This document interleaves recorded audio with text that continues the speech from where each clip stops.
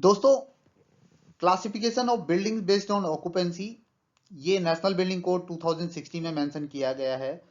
और as a fire safety professional हम जानते हैं कि ये जानना कितना जरूरी है। अगर हमें ऑक्यूपेंसी किसी बिल्डिंग के ऑक्यूपेंसी के बारे में नहीं पता है तो ये हमारे लिए बहुत प्रॉब्लम हो जाएगी। और ऑक्यूपेंसी के बेसिस पे ही हम फायर एंड लाइफ सेफ्टी को रिव्यू कर सकते हैं, डिजाइन कर सकते हैं। आप अगर फायर एनओसी के लिए अप्लाई करेंगे तो उसके एप्लीकेशन पे भी आपको ऑक्यूपेंसी मेंशन करना पड़ता है, बिल्डिंग के ऑक्यूपेंसी को मेंशन करना पड़ता है। तो आज हम इस सेशन में हम यही देखने वाले हैं कि classification of building based on occupancy को हम कवर करेंगे, जो नेशनल बिल्डिंग कोड 2016 के ऊपर है। ऑक्यूपेंसी में हम अक्सर कंफ्यूज भी कर जाते हैं। मुझे याद है कि जब इनिशियल डेज में मैं अपने कैरियर को स्टार्ट कर रहा था तो उस समय अगर मुझसे कोई पूछता कि जेल कौन से ऑक्यूपेंसी में फॉल करता है तो मुझे नहीं मालूम था। तो आज हम इस सेशन में इस तरह से इसको कवर करेंगे कि हम आगे कभी इसको भूल नहीं पाए। उम्मीद है आप लोगों को आज का सेशन पसंद आएगा। तो आइए स्टार्ट करते हैं। बिल्डिंग को 9 ऑक्यूपेंसी में आप देखेंगे कि टोटल 9 ऑक्यूपेंसी है, जो किसी भी बिल्डिंग को डिसाइड करते हैं कि कौन से ऑक्यूपेंसी की बिल्डिंग है वो। तो टोटल 9 ऑक्यूपेंसी है, जिसमें group A B C D E F G H and J. तो ग्रुप ए में जो है रेसिडेंशियल ऑक्यूपेंसी की बात करते हैं, ग्रुप बी में एजुकेशनल, ग्रुप सी में इंस्टीट्यूशनल, ग्रुप डी में असेंबली, ग्रुप ई में बिजनेस, ग्रुप एफ में मर्केंटाइल, ग्रुप जी में इंडस्ट्रियल, ग्रुप एच में स्टोरेज एंड ग्रुप जे में हजार्डस। अगर अगर मुझे याद है, जिस तरह से मैंने ट्रेनिंग के दौरान हमें बताया गया था कि इसको याद करने का सबसे इजी तरीका जो है, आपको एक सेंटेंस याद रखना है। REIA, रिया ब्यूटीफुल मिस है। तो मैंने जो बोल्ड लेटर है उसको हाईलाइट किया हुआ है। जो बोल्ड लेटर है आप देख पा रहे हैं, तो वो एक तरह से बिल्डिंग के ऑक्यूपेंसी को डिनोट कर रहा है। तो रिया में REIA है, तो R stand for residential, E stand for educational, I stand for institutional, A stand for assembly. Beautiful में B जो फर्स्ट लेटर है उसको उसको मैंने बोल्ड किया हुआ है। तो B स्टैंड फॉर बिजनेस, उसके बाद मिस है MIS, M stand for mercantile, I stand for industrial, S for storage, और हाई में जो H है वो स्टैंड करता है हजार्डस के लिए। तो आप रिया ब्यूटीफुल मिस है, अगर ये सेंटेंस याद रखेंगे तो आपको 9 जो ये ऑक्यूपेंसी है इसको याद करने में कोई प्रॉब्लम नहीं होगी। तो अब हम वन बाय वन देखेंगे कि ग्रुप ए में जो बिल्डिंग है उसको फर्दर कैसे सब डिवाइड किया गया है या फिर क्लासिफाई किया गया है। आप एनी बिल्डिंग, अब ग्रुप ए में ऐसे बिल्डिंग फॉल करते हैं, कोई भी बिल्डिंग जिसमें स्लीपिंग एकोमोडेशन है, मतलब सोने की व्यवस्था है, provided for normal residential purpose, residential purpose के लिए है, विद और विदाउट कुकिंग और डाइनिंग। कुकिंग के साथ भी है, हो सकता है विदाउट कुकिंग भी हो सकता है, विद डाइनिंग भी हो सकता है, या फिर दोनों डाइनिंग प्लस कुकिंग दोनों के साथ हो सकता है। तो ऐसे बिल्डिंग रेसिडेंशियल ऑक्यूपेंसी में फॉल करता है। इसमें वो सारे बिल्डिंग इंक्लूड नहीं होंगे जो ग्रुप सी में है, जैसे इंस्टीट्यूशनल बिल्डिंग जो है वो सारे बिल्डिंग इसमें नहीं आएंगे। उसके अलावा सारे बिल्डिंग जो इन सबको सेटिस्फाई कर रहा है, जैसे स्लीपिंग एकोमोडेशन है, नॉर्मल रेसिडेंशियल पर्पस, विद और विदाउट कुकिंग और डाइनिंग और बोथ फैसिलिटी, अगर ये सब है तो वो बिल्डिंग ग्रुप ए मतलब रेसिडेंशियल बिल्डिंग में आएंगे। जो उसकी ऑक्यूपेंसी होगी वो रेसिडेंशियल की होगी। ग्रुप ए बिल्डिंग को फर्दर 6 सब डिवीजन में डिवाइड किया गया है। ग्रुप A1 में लॉजिंग एंड रूमिंग हाउस है। तो लॉजिंग एंड रूमिंग हाउस में आप देखेंगे कि सबसे पहला चीज जो मैंने हाईलाइट किया हुआ है, एनी बिल्डिंग और group of buildings under the same management. उसकी मैनेजमेंट सेम होनी चाहिए, ऐसा नहीं कि दो मैनेजमेंट के अंडर में वो बिल्डिंग हो, नहीं, सिंगल मैनेजमेंट के पास हो, इन विच सेपरेट स्लीपिंग एकोमोडेशन, सोने का जगह सोने का स्लीपिंग एकोमोडेशन उसमें अवेलेबल हो। वो टेम्पररी भी हो सकता है या परमानेंट बेसिस पे भी हो सकता है, विद और विदाउट डाइनिंग फैसिलिटी। डाइनिंग हो भी सकता है, नहीं भी हो सकता है, बट एक पॉइंट जो यहाँ पे नोट करने वाली है वो है without cooking facility for individual is provided. Without cooking facilities for individual is provided मतलब विदाउट कुकिंग फैसिलिटी वाले जो बिल्डिंग होंगे जो अंडर द सेम मैनेजमेंट है, सेपरेट स्लीपिंग एकोमोडेशन वो या तो टेम्पोररी बेसिस पे है या फिर परमानेंट बेसिस पे है, विद और विदाउट डाइनिंग फैसिलिटी, ऐसे बिल्डिंग ग्रुप ए के सब डिवीजन A1 में फॉल करेगा। तो इसमें जो बिल्डिंग है जो बताया गया है वो है इंस। ये छोटा सा होटल होता है, उसमें lodging, food, drink specially traveller के लिए होता है और ये होटल का सेगमेंट ही होता है, इसको इंस बोलते हैं। ये बिल्डिंग A1 में फॉल करेगा। क्लब, जहाँ पे ग्रुप ऑफ पीपल मिलते हैं regularly to share an interest, do sports और अदर एक्टिविटी, तो इसको हम क्लब बोलते हैं और क्लब इस A1 में फॉल करता है। मोटेल्स, जो हाईवे या रोड पे जो होता है, होटल का ही छोटा सा पार्ट होता है ये, तो उसको हम बोलते हैं motel. A hotel near a main road for people who are travelling by car. तो होटल के डिफरेंट डिफरेंट सेगमेंट है। Guest house, a small hotel sometimes in a private house, guest house, inns, club, motel and guest house, इस तरह के building group सब division A1 में fall करता है, लॉजिंग एंड रूमिंग हाउसेस में, जो कि रेसिडेंशियल ऑक्यूपेंसी में आता है।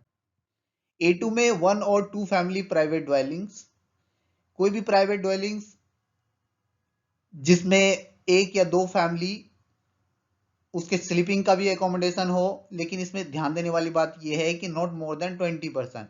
Any private dwelling which is occupied by members of 1 or 2 families and has a total sleeping accommodation for not more than 20%, 20% sorry 20% से ज्यादा का एकोमोडेशन उसमें नहीं होना चाहिए, ऐसे बिल्डिंग A2 में फॉल करता है। If rooms in private dwelling are rented to outsider, अगर किसी को आपने रेंट पे दे रखा है तो this shall be accommodating not more than 3% पर रूम। तो एक लिमिटेशन भी है कि एक रूम में 3 से ज्यादा लोग नहीं रहना चाहिए।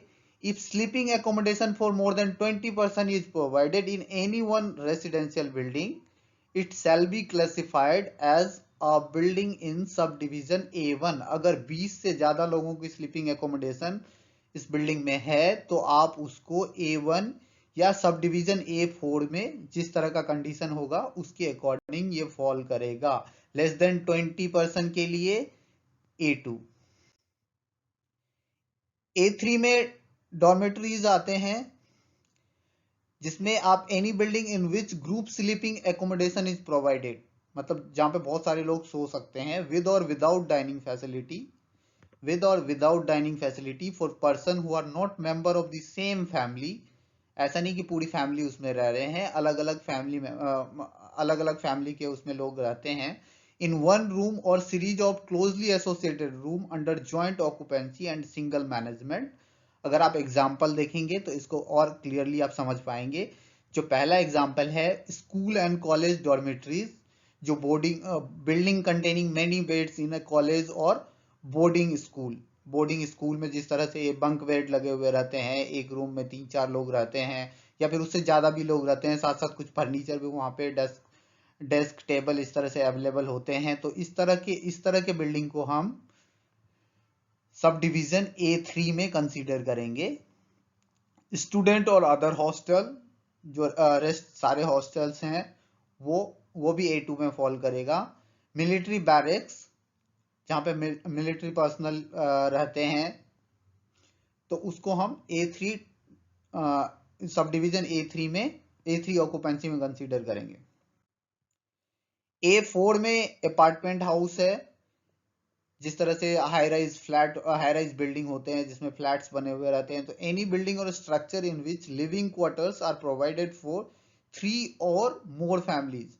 यहाँ पे नोट करने वाली बात ये है कि 3 या उससे ज्यादा फैमिली हो एटलीस्ट, लिविंग इंडिपेंडेंटली, सब एक अपने आप में रह रहे हैं, कनेक्टेड नहीं है, of each other and with independent cooking facility, सबका अपना अपना किचन है।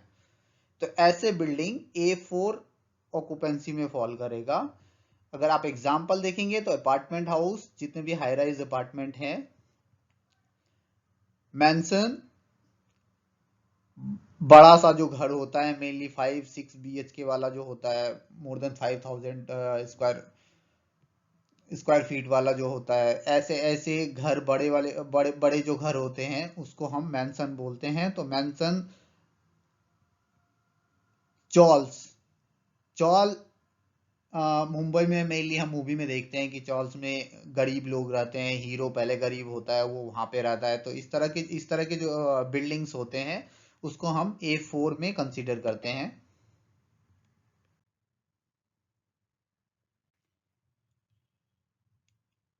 A5 में आप देखेंगे कि कोई भी building under single management in which sleeping accommodation is provided with और without dining facility for hotels classified up to 4 star category. तो 4 स्टार कैटेगरी तक के होटल A5 ऑक्यूपेंसी में फॉल करता है।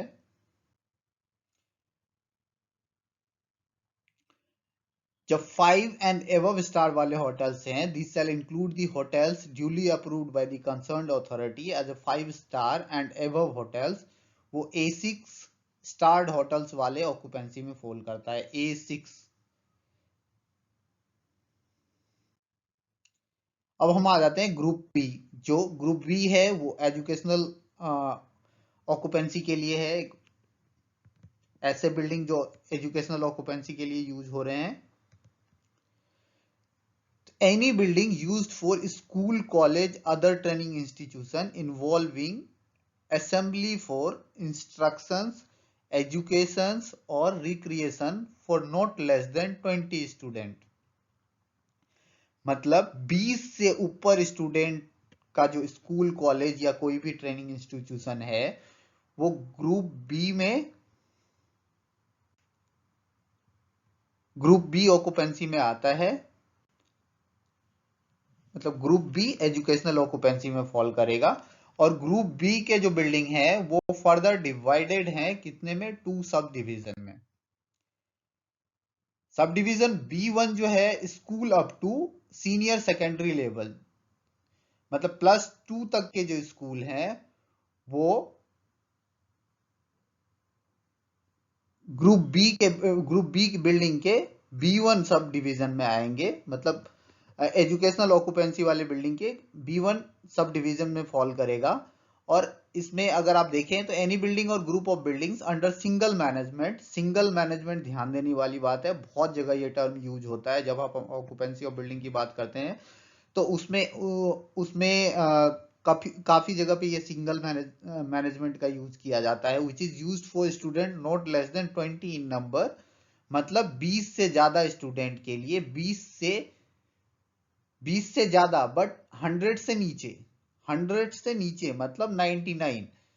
तो इतने स्टूडेंट के लिए अगर यूज हो रहा है सीनियर सेकेंडरी लेवल स्कूल तो वो सब डिवीजन बी में फॉल करता है। अब सब डिवीजन B2 जो एजुकेशनल ऑक्यूपेंसी के सब डिवीजन है, ग्रुप बी के जो सब डिवीजन है B2, उसमें जितने भी ट्रेनिंग इंस्टीट्यूशंस हैं वो फॉल करेंगे। और एनी बिल्डिंग और a group of buildings under single management, यहां पे भी सिंगल मैनेजमेंट आप देख रहे हैं, विच is used for student not less than 100 in number. मतलब 100 से ऊपर वाले जो नंबर, स्टूडेंट वाले नंबर वाले जो बिल्डिंग है, जहां पे ये कोई ट्रेनिंग इंस्टीट्यूट चल रहा है, तो उस बिल्डिंग को हम एजुकेशनल बिल्डिंग में कंसीडर करेंगे और साथ साथ सब डिवीजन B2 में कंसीडर करेंगे। रेसिडेंशियल एकोमोडेशन इज प्रोवाइडेड, एक यहाँ पे ध्यान देने वाली बात है कि सिर्फ यहाँ पे ट्रेनिंग इंस्टीट्यूशन की बात की गई है, स्कूल कॉलेज की बात की गई है, यहाँ पे हॉस्टल की बात नहीं की गई है।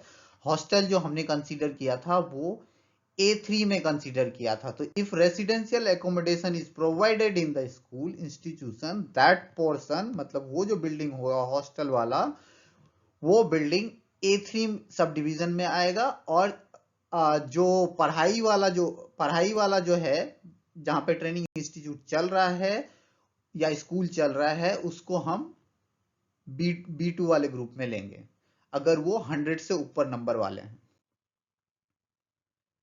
अब हम आ जाते हैं ग्रुप सी में, एनी बिल्डिंग और part thereof which is used for purpose such as medical और अदर ट्रीटमेंट। यहाँ पे हम मेडिकल केयर की बात कर रहे हैं, हॉस्पिटल की हम बात कर रहे हैं, मेडिकल और अदर ट्रीटमेंट और care of person suffering from physical और मेंटल इलनेस, जो बीमारी से ग्रसित है, जिसका इलाज चल रहा है, जिसका ध्यान रखा जा रहा है, किसी डिजीज से है, इंफर्मिटी से है, care of infants, convalescent or aged person, and for penal or correctional detention in which the liberty of the inmates is restricted।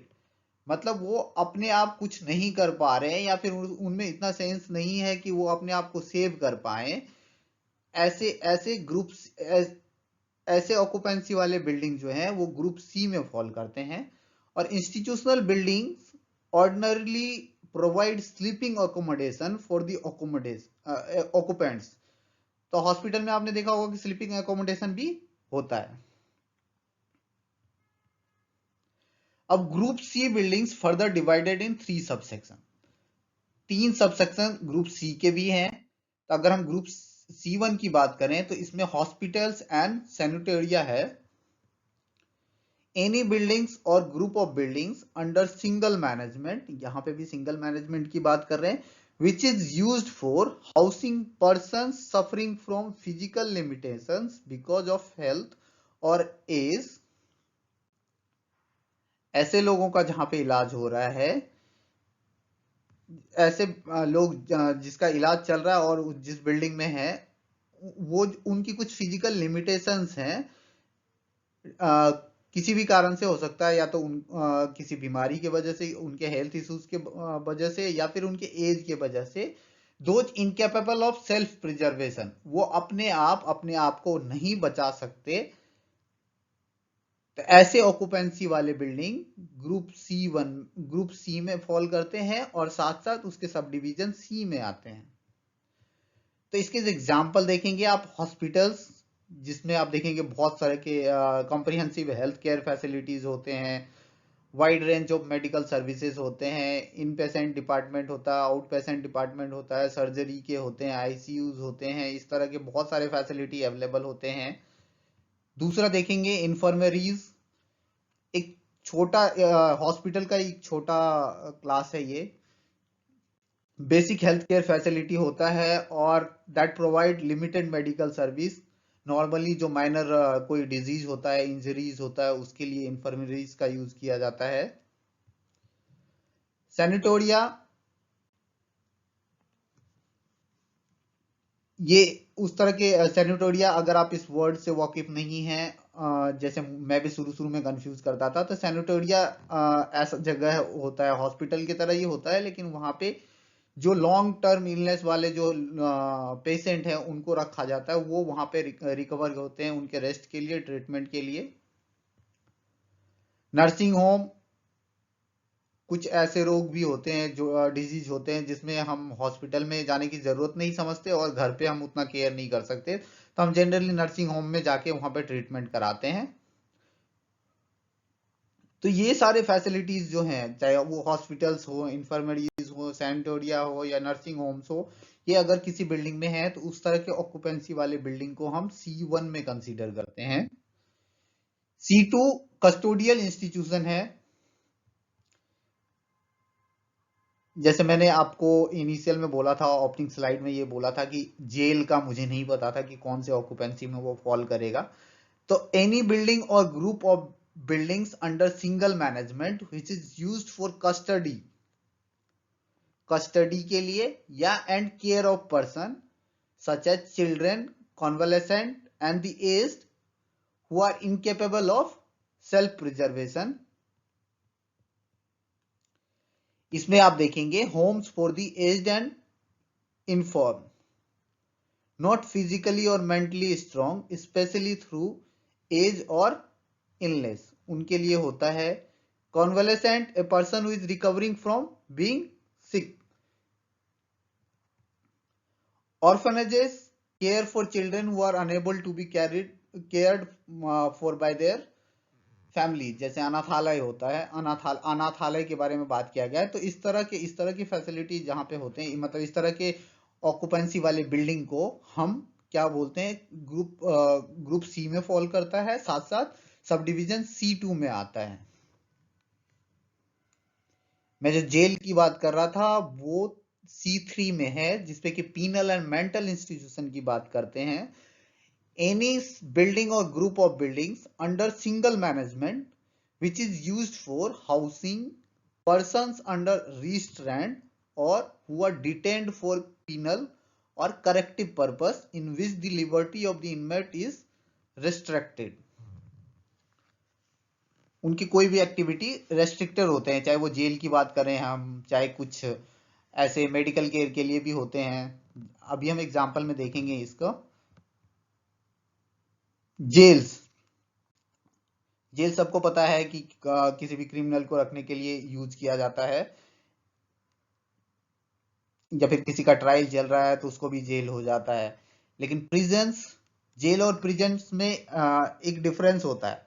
Gels में एक शॉर्ट टर्म के लिए रखा जाता है, जबकि प्रिजन्स में लंबे टर्म के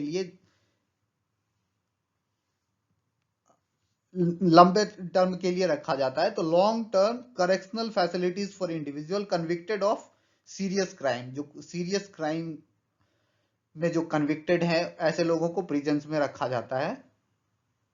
यहाँ पे दोनों टर्म यूज किए गए हैं, तो इसलिए मैंने सोचा कि दोनों का डिफरेंस आपको बता दें। मेंटल हॉस्पिटल, हॉस्पिटल और wards specialised in the treatment of severe mental disorder, जैसे पागल खाना हम बोलते हैं। Mental sanitoria, a place for long term care for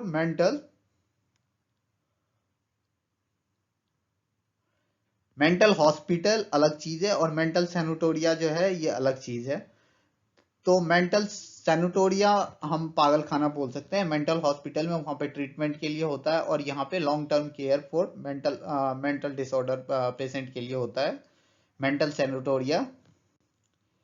रिफॉर्मेटरीज, an institution to which young offenders are sent as an alternative to prison, जैसे बच्चे लोग जो आपको पता है जो नाबालिग होते हैं, अगर वो कोई क्राइम करता है तो उनको मेन जेल्स या प्रिजन में नहीं रखा जाता है, तो उनको जहाँ पे रखा जाता है उसको रिफॉर्मेटरीज कहते हैं।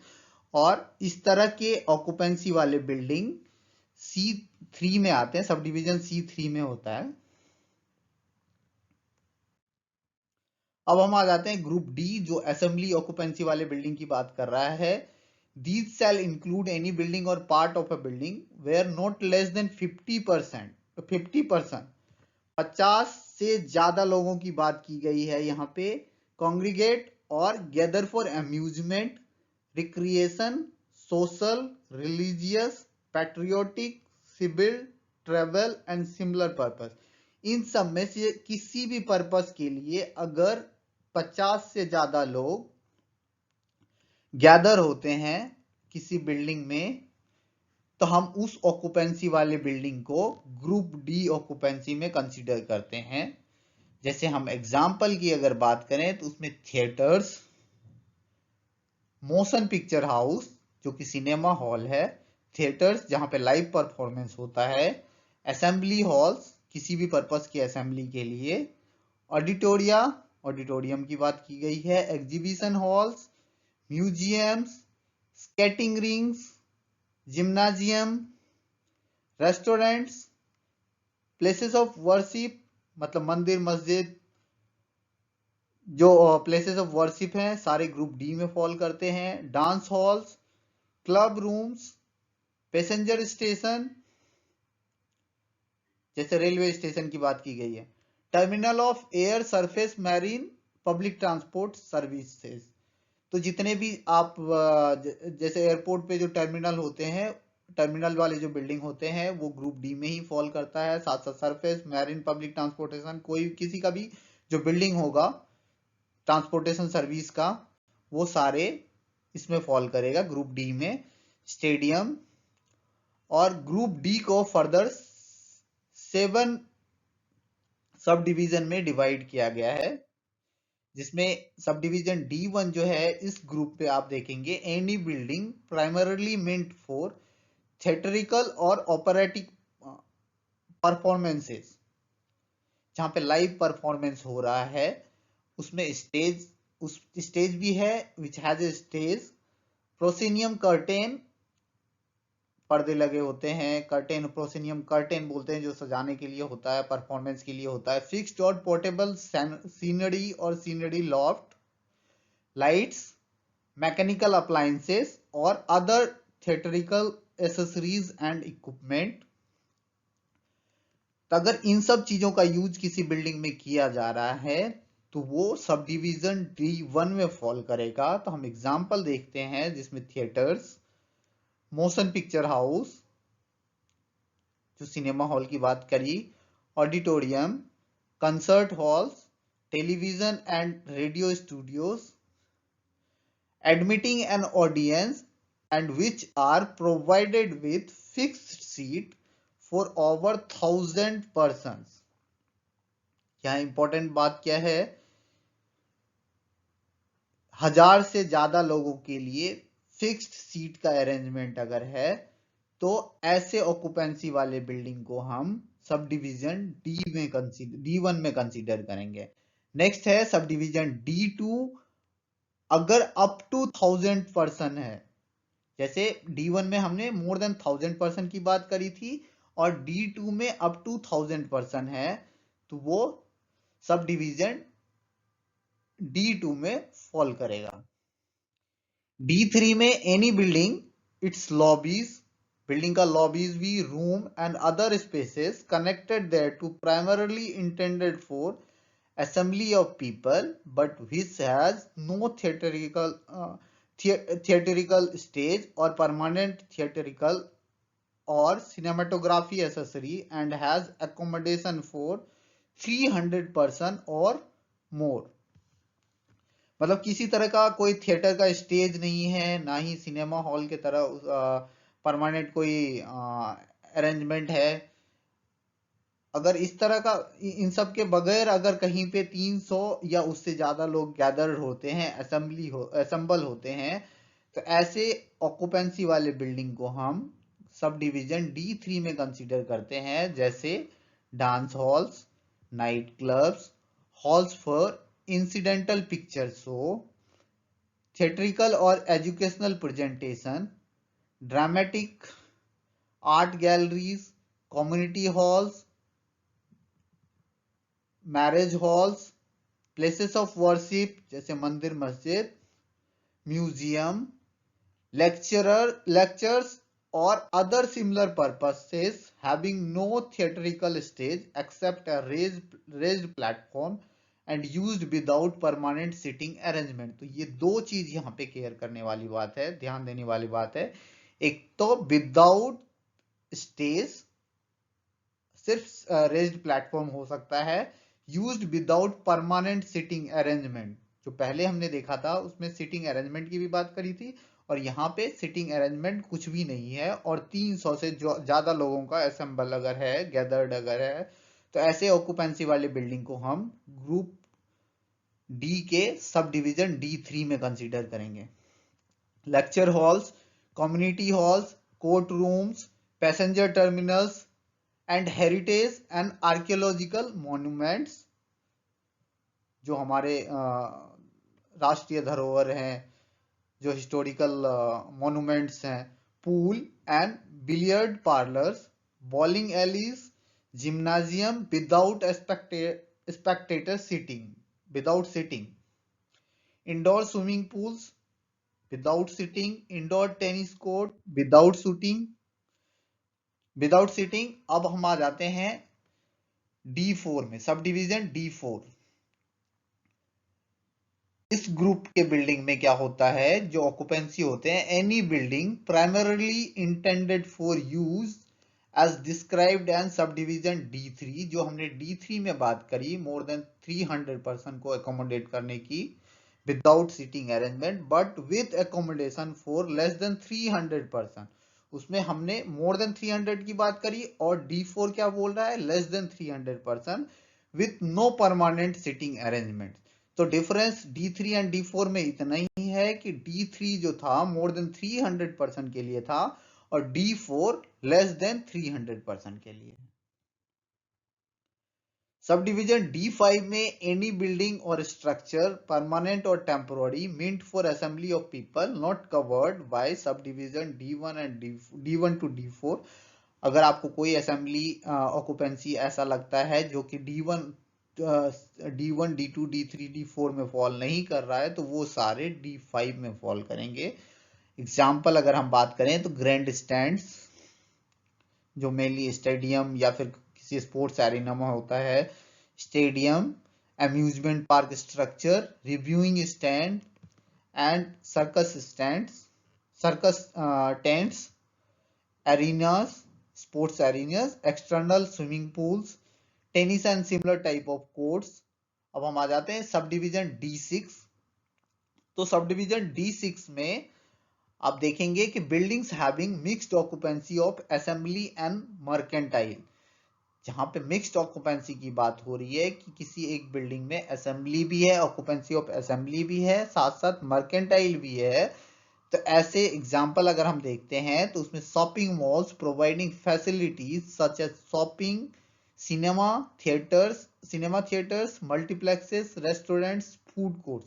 तो इस तरह के फैसिलिटी अगर सिंगल बिल्डिंग में है तो हम उसको मिक्स्ड ऑक्यूपेंसी बोलते हैं, mixed occupancy of assembly and mercantile building बोलते हैं, और वो सब डिवीजन D6 में फॉल करता है। सब डिवीजन D7 जो है ये ऐसे ग्रुप ऑफ बिल्डिंग के लिए है, एनी बिल्डिंग और structure of underground and elevated mass rapid transit system.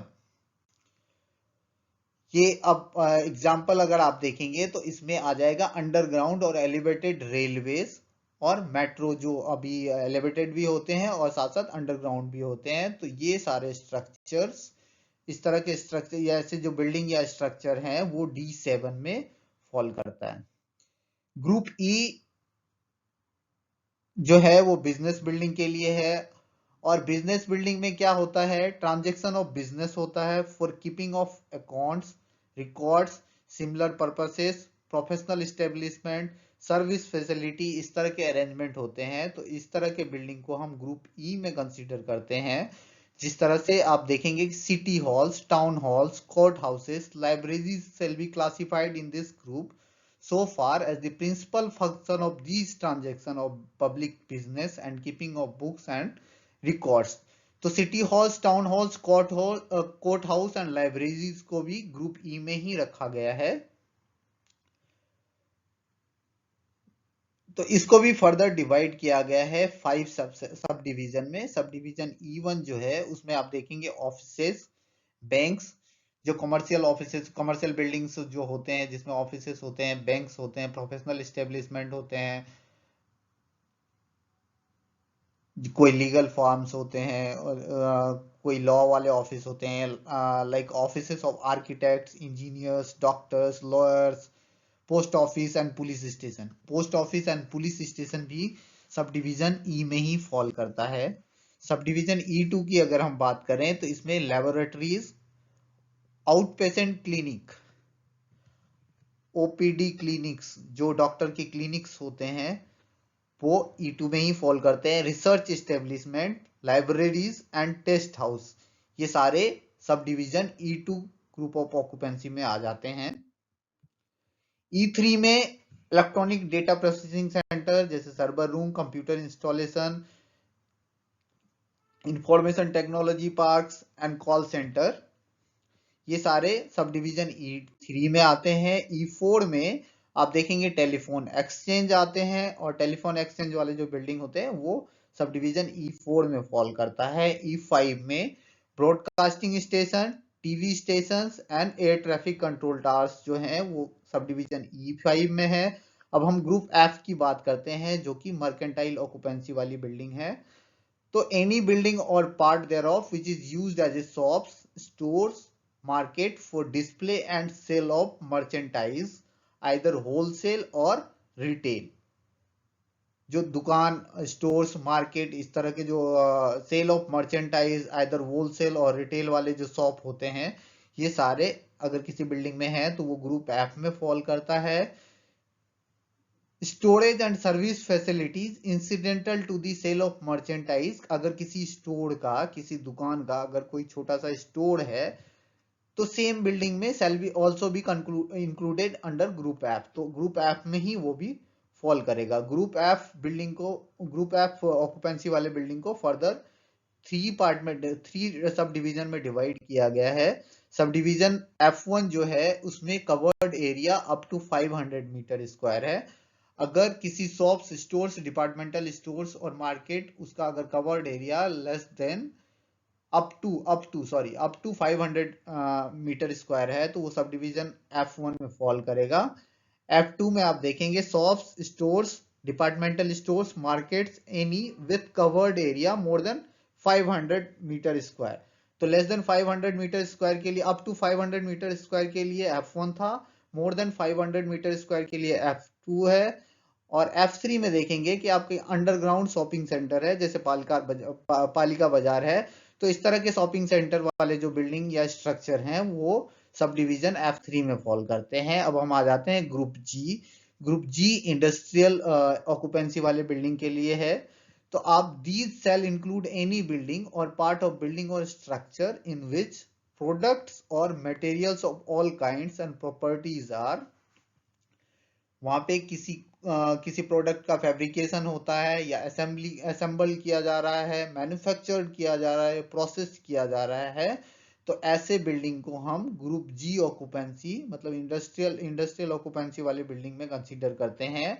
जैसे एग्जांपल हम देखेंगे, assembly plant, industrial laboratories, dry cleaning plant, power plant, generating units, pumping stations, fumigation chambers, laundries, buildings or structure in gas plants, refineries, dairies and sawmills। तो ये सारे occupancy वाले building या structure group जी में fall करता है, industrial occupancy में आता है।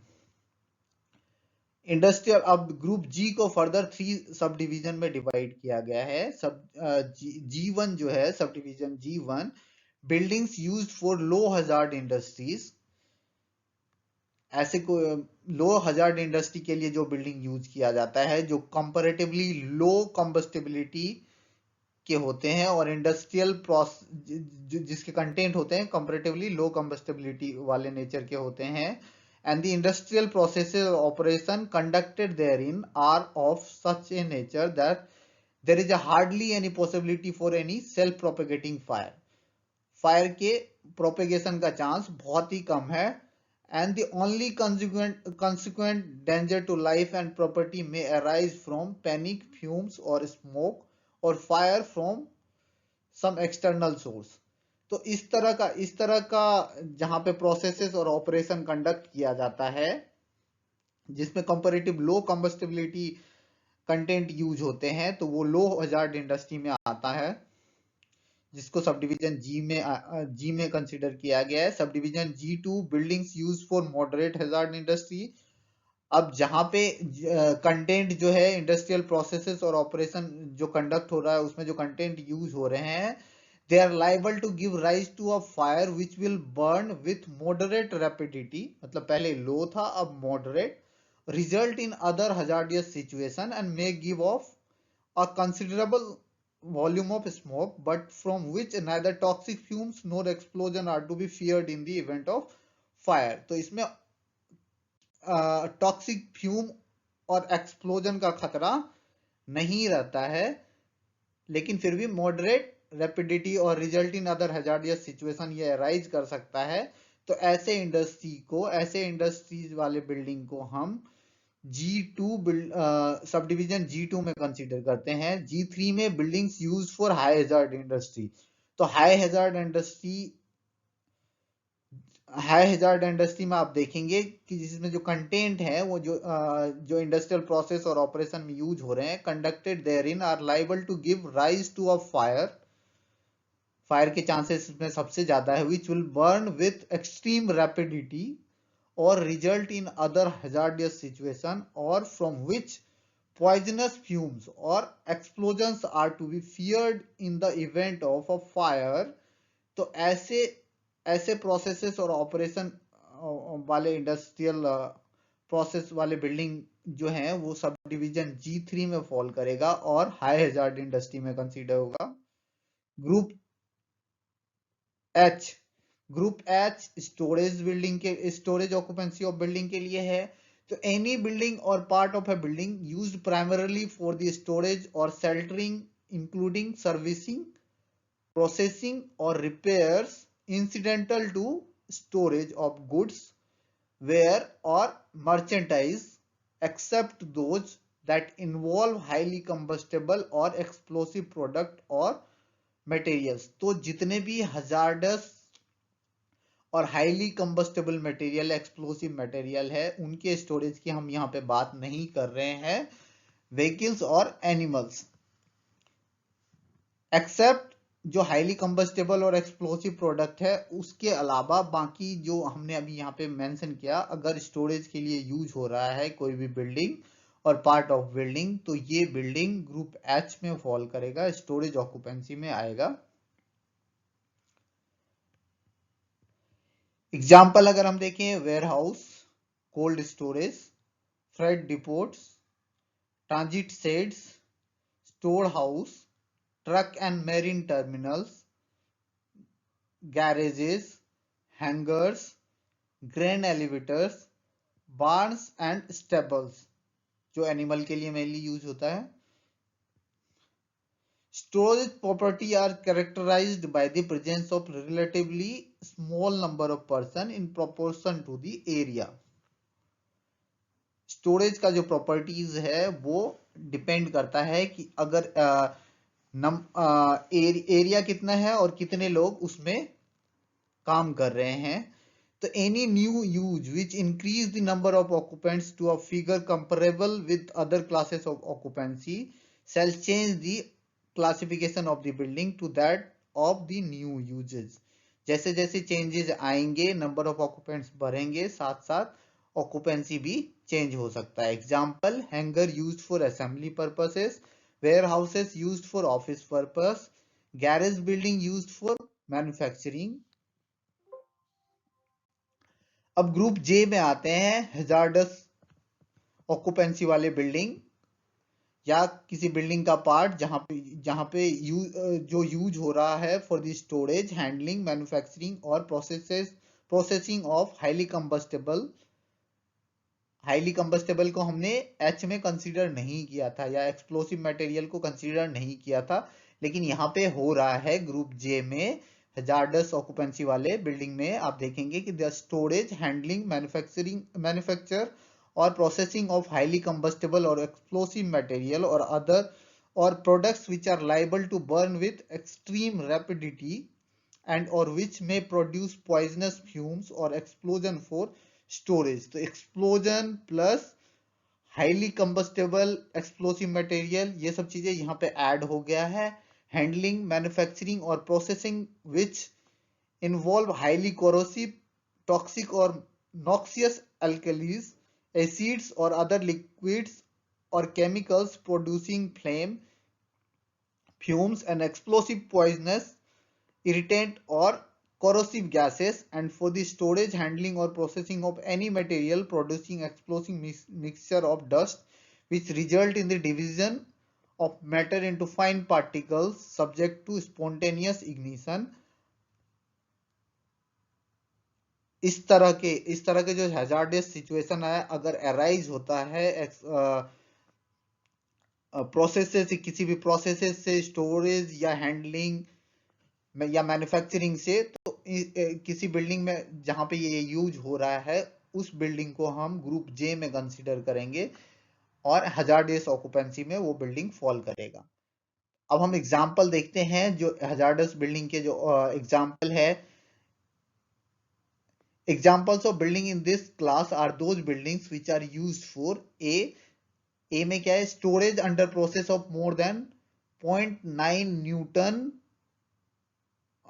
per square millimeters and in quantities exceeding 70 meter cube of acetylene, hydrogen, illuminating and natural gases, ammonia, chlorine, phosgene, sulfur dioxide, carbon dioxide, methyl oxide, and all gases subject to explosion, fume or toxic hazard.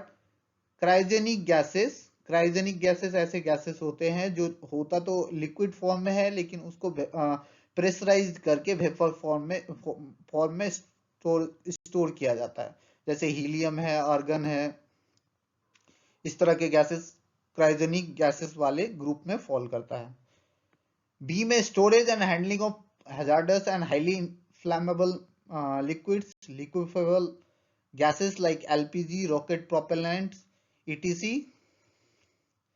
Storage and handling of hazardous and highly flammable or explosive material other than liquid. तो ये सारे example है जो group जे वाले occupancy वाले building में आएगा। तो इस तरह के प्रोसेसेस या हैंडलिंग या स्टोरेज कहीं पे अगर हो रहा है किसी बिल्डिंग में या किसी पार्ट ऑफ बिल्डिंग में, तो वो सारे बिल्डिंग हजार्डस बिल्डिंग के ग्रुप जे में फॉल करेगा। D. Manufacturing of artificial flowers, synthetic leather, ammunition, explosive and fireworks. ये सारे ग्रुप जे ऑक्यूपेंसी में आता है, हजार्डस ऑक्यूपेंसी ऑफ बिल्डिंग में आता है।